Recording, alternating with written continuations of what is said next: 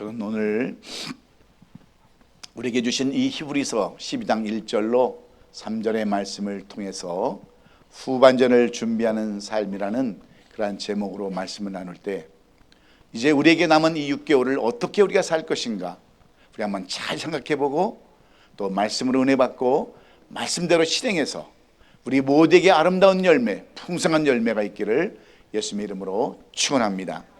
이제 어느덧 올 한 해의 절반을 다 마무리하고 한 해의 후반전을 시작해야 하는 6월의 마지막 주일을 우리는 맞았습니다. 우리의 신앙과 삶은 마치 운동경기와 같아서 사도 바울은 신앙의 삶을 운동경기에 비유하기도 했습니다. 그리고 내가 말하기를, 내가 달려갈 길을 다 달려가고 믿음을 지켰으니 이제 후로는 의의 면류관이 주어질 것이라, 이렇게 고백했습니다. 그런데 오늘 본문 또한 히브리서는 믿음의 주여 온전케 하시는 이인 예수를 바라보자, 이렇게 말씀했습니다. 왜냐하면 예수님께서도 앞에 있는 기쁨을 위하여 십자가를 끝까지 참으사 부끄러움을 개의치 아니하시더니 마침내 하나님의 보좌 우편에 앉으셨다라고 말씀하셨기 때문에 그렇습니다. 이 글이 쓰여질 당시 그리스도인들에게는 온갖 어려움과 박해와 핍박이 있었습니다. 그렇게 어려움을 당하던 신앙인들은 하나님이 우리를 모른다 하고 무관심하다고 침묵하신다라고 그렇게 불평을 했어요. 그 결과 실망자도 나타났습니다. 탈락자도 나타났습니다. 배기자도 생겨났습니다. 그래서 히브리서 기자로 하여금 이 본서를 쓰게 하셨는데, 여기서 우리가 몇 가지 생각해 볼 것이 있습니다. 그것은 우리의 신앙뿐만 아니라 우리의 인생도 마치 운동 경기와 비슷하다는 거예요. 그러므로 어떤 분들은 인생을 축구 경기와 같다고도 얘기합니다. 25세까지는 연습 기간이라고 그랬고요, 50세까지는 전반전이고 75세까지는 후반전이며 100세까지는 연장전이라고 했던 말이 공감이 갑니다. 결승골은 반드시 전반전, 후반전에만 있는 것이 아니라 연장전에도 있기 때문에 그래요. 그래서 인생을 축구 경기에 비유하기도 하고 신앙의 경주를 달리는 마라톤으로도 비유를 하는 것입니다. 마라톤을 하다 보면 도중에 주저앉고 싶을 때가 얼마나 많이 있습니까? 먼 길을 뛰다 보면 숱한 장애물이 앞을 가로막고 숱한 유혹들이 찾아와 지치게 하고 마침내는 탈진되어서 도중에 넘어지기도 합니다. 그래서 많은 사람들이 힘차게 출발을 하지만 소수의 사람들만이 완주를 하게 되는 거예요. 그래서 이 소수의 사람들, 끝까지 완주한 사람들에게는 동일한 특징이 있는데, 첫째는 하나의 인내예요. 뛰는 동안 창자가 끊어지는 아픔과 탈진과 당장 주저앉고 싶은 그러한 마음을 억누르고 계속 뛰는 인내가 있어야 마지막까지 경주를 하는 것입니다. 그리고 또 하나는 격려예요. 힘들게 경주하며 또 이렇게 뛸 때에 주위에 필요한 사람들이 격려할 때 얼마나 힘이 납니까? 가족이 격려를 하고요, 아들들이 격려를 하고 국민들이 격려를 하고 민족들이 격려를 할 때 얼마나 여러분 힘이 나겠습니까? 그리고 또 하나는 상입니다. 상. 앞에 있는 상급 때문에 그 힘든 경주를 뛸 수 있는 거예요. 상급과 상급이 사람으로 하여금 더욱더 분발하게 하고 하나님 더 열심히 뛰게 만드는 것입니다. 그래서 바르셀로나 그 올림픽이 끝난 후에 그 금메달을 딴 선수들에게 기자가 물어봤습니다. 어떻게 그렇게 열심히 최선을 다해서 뛸 수 있었냐고 다 물어보니까 이 금메달을 딴 사람들이 전부 다 하나하나가 하는 얘기가 뭐냐면 상급, 그 면류관 금메달 때문이었다고 그렇게 대답을 했다고 합니다. 여러분, 그렇습니다. 우리가 상급이 있기 때문에 열심히 뛰는 것이고, 또 하나는 자존심이라고 했어요. 이 자존심 때문에 우리가 최선을 다하는 겁니다. 여러분, 내가 그토록 열심히 연습하고 훈련했는데 동메달도 못 따고 그냥 돌아간다면 얼마나 자존심이 상하겠습니까? 가다가 포기하면 나를 바라보는 그 많은 사람들에게 얼마나 창피하겠어요. 그래서 우리에게 필요한 것이 뭐냐면 인내와 격려와 상급과 또 여러분 뭐냐면 자존심이 있어야 되는 겁니다. 그래서 여러분, 우리가 이를 악물고 출동살동 뛰는 거예요. 그래서 오늘 신앙의 경주는 마치 마라톤 같다라고 1절을 보면은 이렇게 이야기하고 있습니다. 우리에게 구름같이 둘러싼 허다한 증인들이 있으니라고 말하고 있어요. 그 증인들이 11장에 나와 있는 그 4절부터 보면 믿음으로 아벨은, 에녹은, 노아는, 아브라함은, 이삭은, 야곱은 이렇게 말씀하고 32절에 가서 뭐라고 말씀하냐면 내가 무슨 말을 더하리요? 기드온, 바락, 삼손, 입다, 다윗, 사무엘과 선지자들이라고 이렇게 말하면서 내가 이런 사람들을 다 이야기하면 시간이 부족하다라고 이렇게 써놨습니다. 이 사람들은 다 여러분 어떤 사람들입니까? 믿음의 선조들이에요. 이분들은 다 신앙의 경주를 잘하고 하나님 앞에, 하나님 옆에 가 있는 그러한 믿음의 선진들입니다. 나만 혼자 어려움을 당하는 것으로 알지만 우리 앞에 있는 선진들도 다 그 어려움을 겪었다고 하는 겁니다. 그리고 그 어려움을 겪고 승리하고 인내하고 참고 격려해서 승리했다고 하는 거예요. 그러니 너희도 끝까지 뛰어라 하라는 그런 말씀과도 같은 말씀입니다. 그렇습니다. 나만 믿음에 의해서 고생하고 핍박받는 것 같이 생각되지만 그것이 아니라는 거예요. 심지어는 아무 죄도 없고 흠도 없는 예수님께서도 그러한 고난을 길을 여러분 가시지 않았습니까? 많은 믿음의 선지자들도 하나같이 다 고난을 당했어요. 그리고 고난당할 때 주님은 그것을 다 보고 계셨다라고 이야기하고 있지 않습니까? 우리가 잘 아는 스데반이 고난당하고 돌에 맞아 죽을 때에 주님은 모든 것을 다 보고 계셨다라고 말씀하고 있습니다. 그러므로 끝까지 뛰어 승리하라고 우리에게 이 히브리서 기자는 권면의 말씀을 주고 있습니다. 그럼에도 불구하고 정말로 얼마나 많은 사람들이 여러분 중도에 포기를 합니까? 열심히 신앙생활하다가 어느 때 어느 순간에 상처받고 시험 들어서 여러분 교회를 그만두고 믿음을 저버리는 사람들이 얼마나 많느냐는 거예요.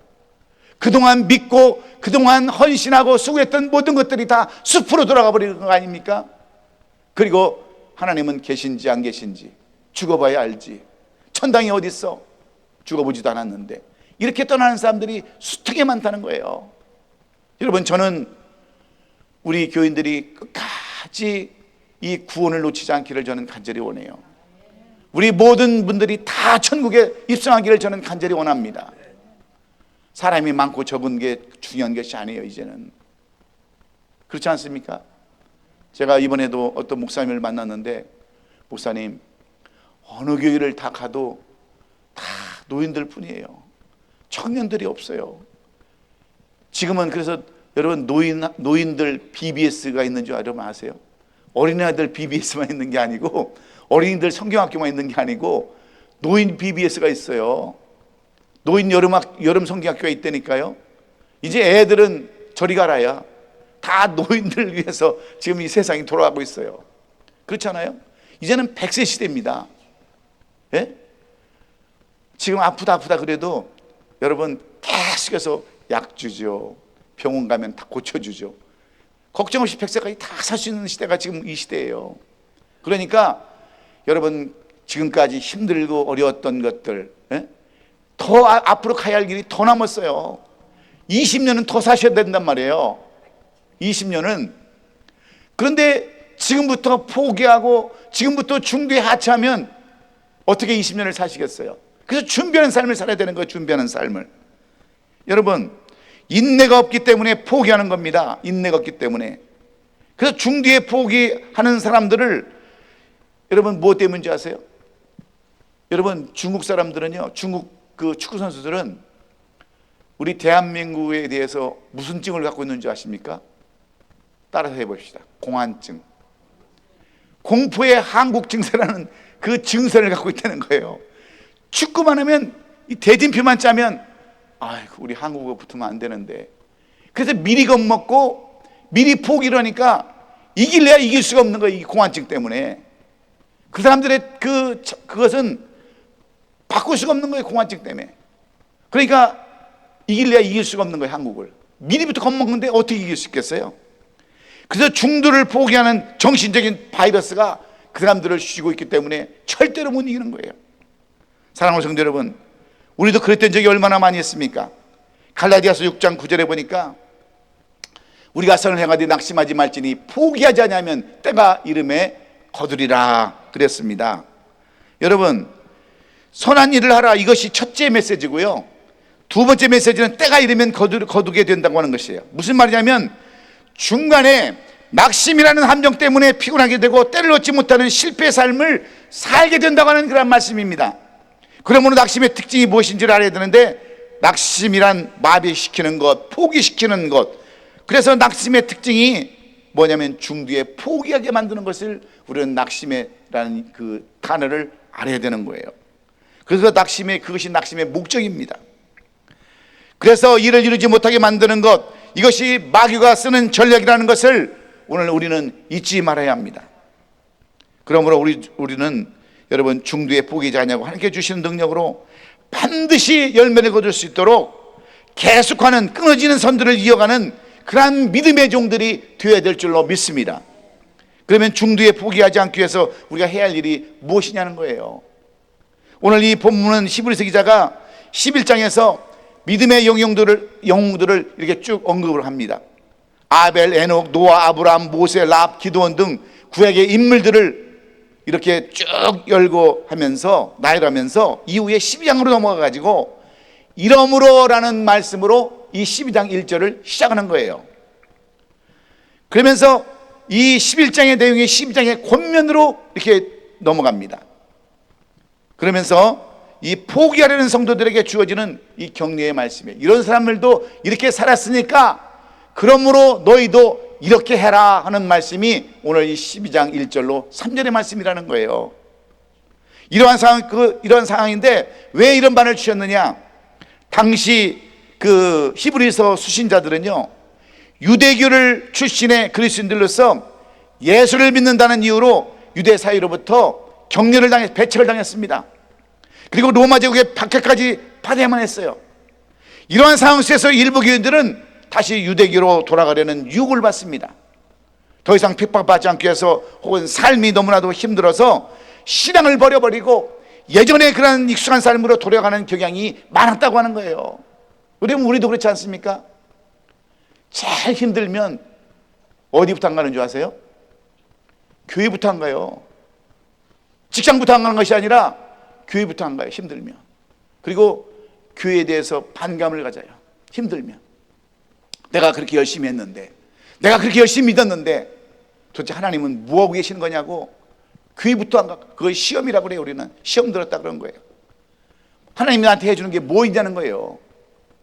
이게 우리들의 그러한 마음이에요. 당시 히브리 그 서를 쓸 때 그 당시 그 초대교회에 있는 성도들도 다 그랬어요.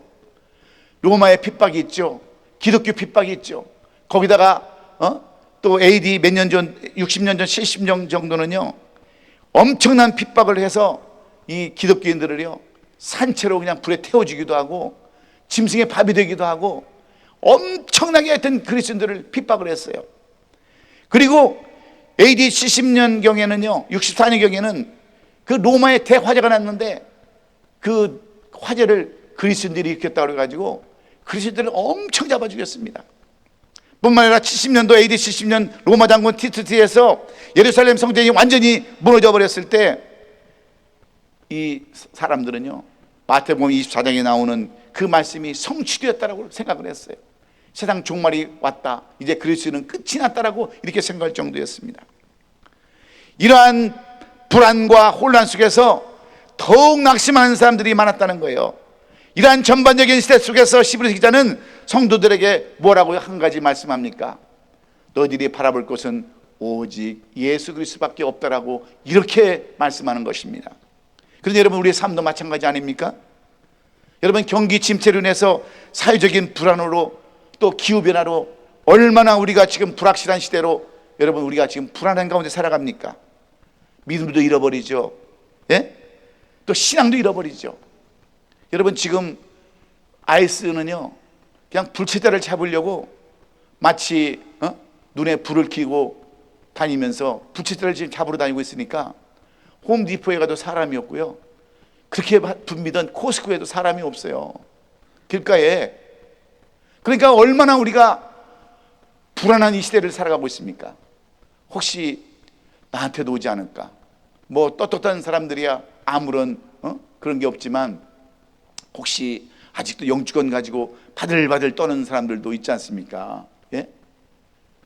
그런 사람들이니까 앞날이 불안한 거예요.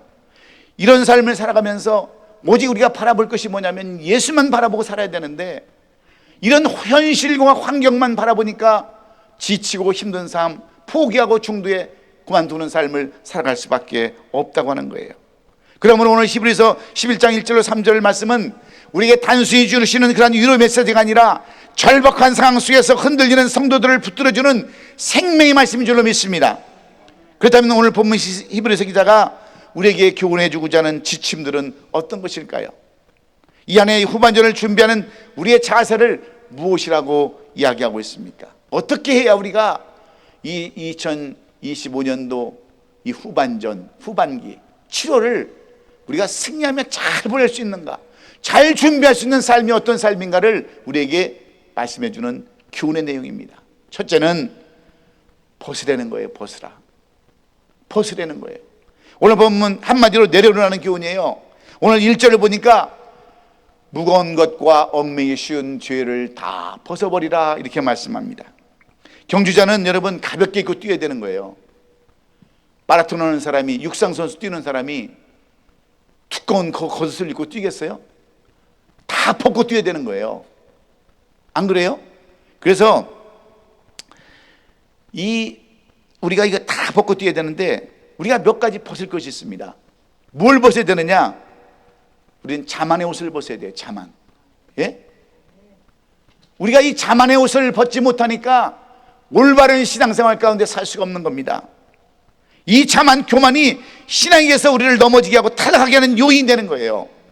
이 자만적 교만이 우리를 넘어지게 하기 때문에 인생의 도움이 전혀 안 되기 때문에 여러분들이 이 2026년도 후반전을 잘 살려면, 승리하는 삶을 살려면 먼저 이 자만의 옷을 벗어야 되고요.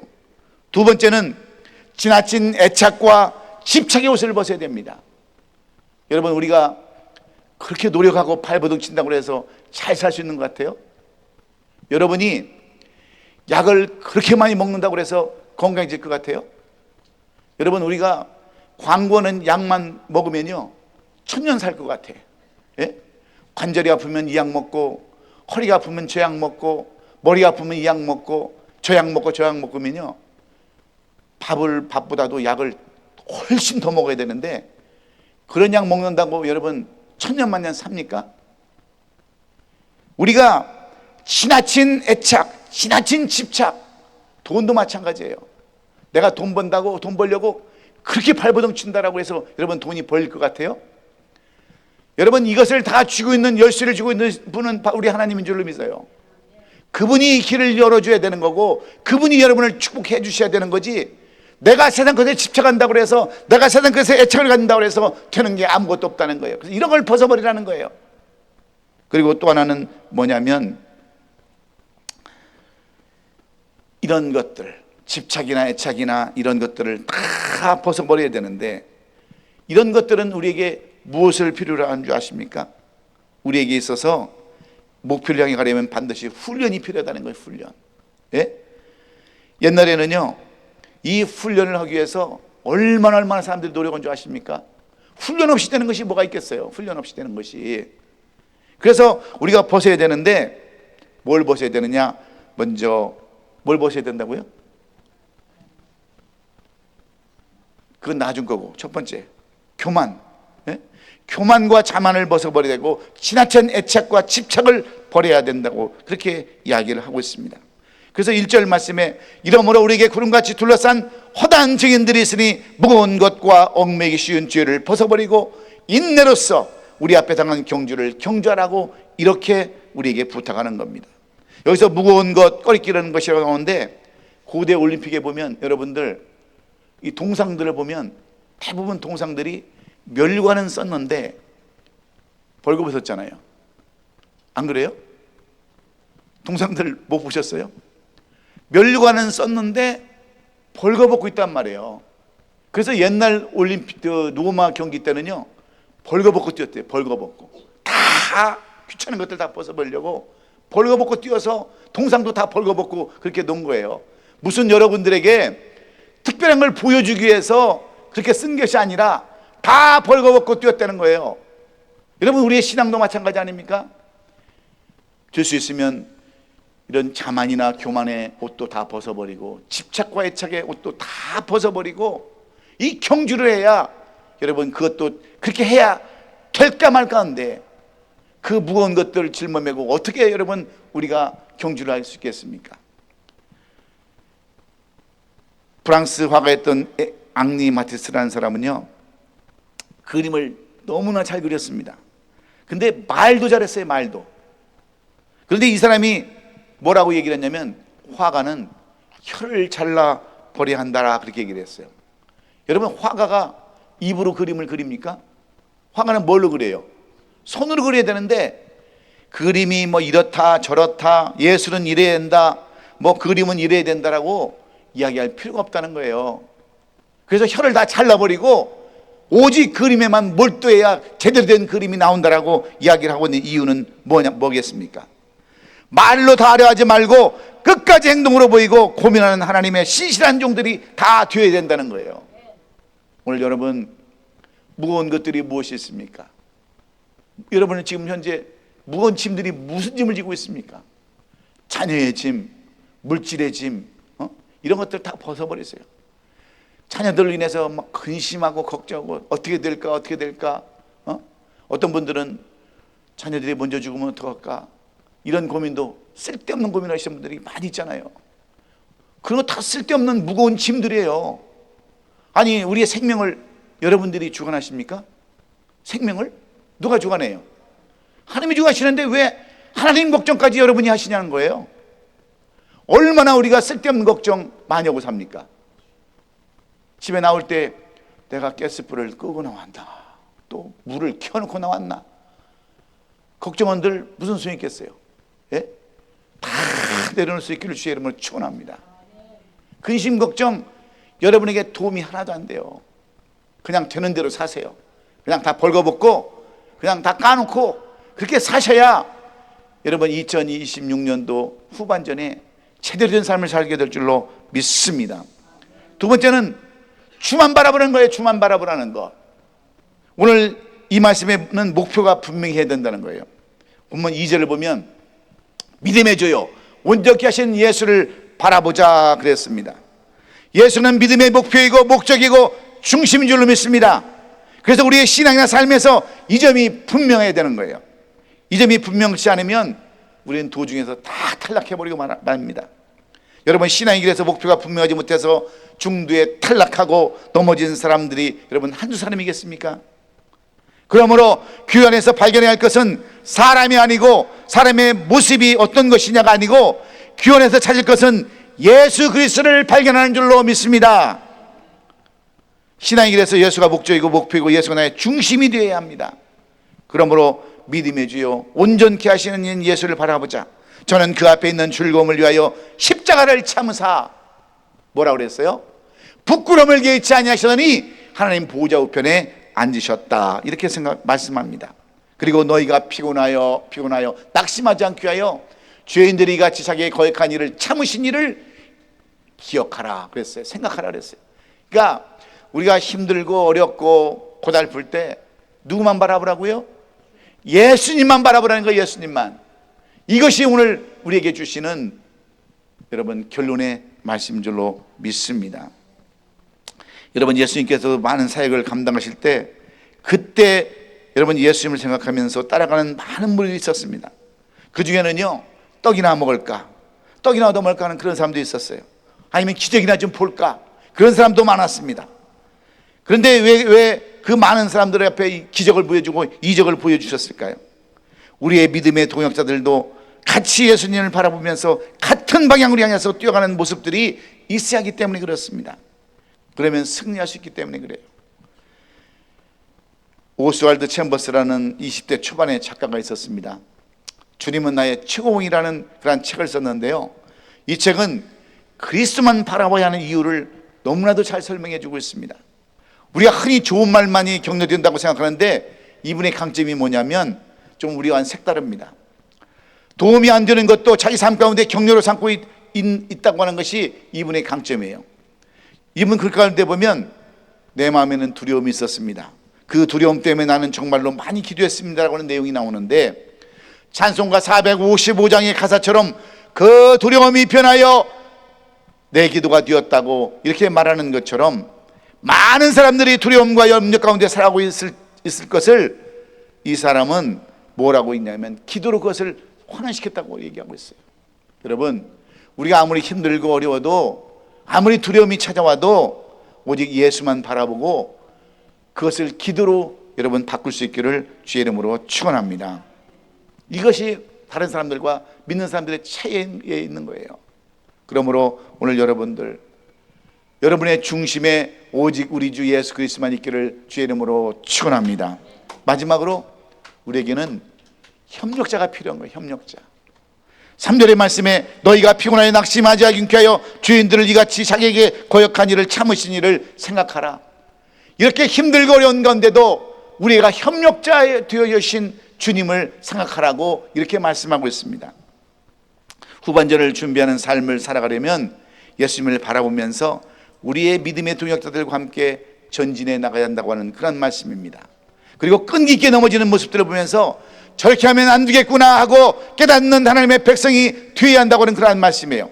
그래서 시편 139편 23절로 24절에 이렇게 써놨어요. 하나님이여 나를 살피사 내 마음을 아시며 나를 시험하사 내 뜻을 아옵소서.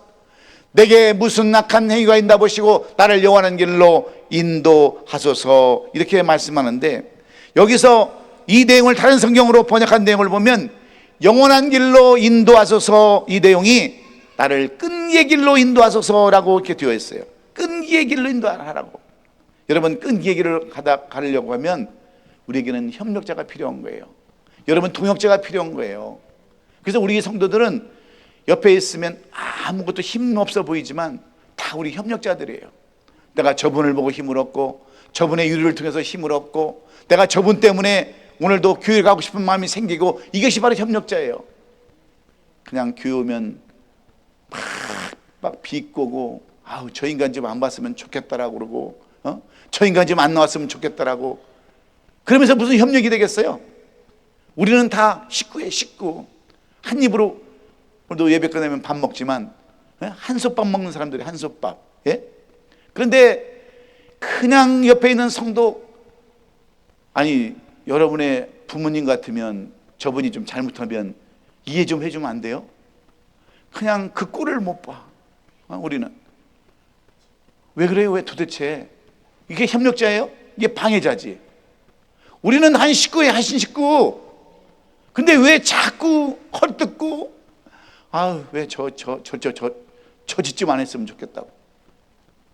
여러분이 부모라면, 저분이 언니라면, 여러분이 친구라면 그렇게 하겠어요? 절대로 우리는 그렇게 협력자가 되어야지 방해자가 되어서는 안 된다고 그러는 거예요. 믿습니까?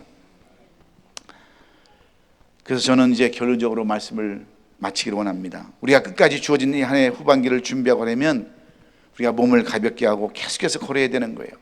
전진해 나가야 합니다. 중단했던 것이 있으면 다시 시작하고 계속해야 되는 거예요.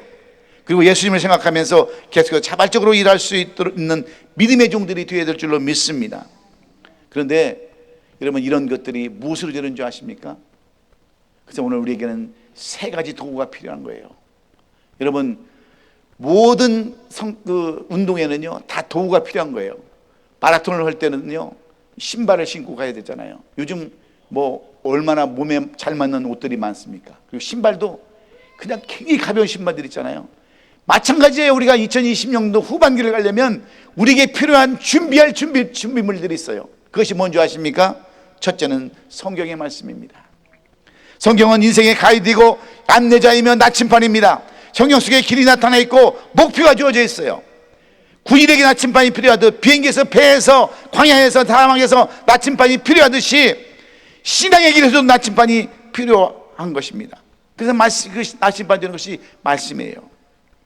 그날 묵상하고 섭취하는 말씀이 양식이 되고 자양분이 되기 때문에 그렇습니다. 그래서 어떤 분들은 매일 아침 기도가 끝난 후에 성경을 펼쳐서 눈에 보이는 말씀을 그 하루의 삶으로 삼지 않습니까?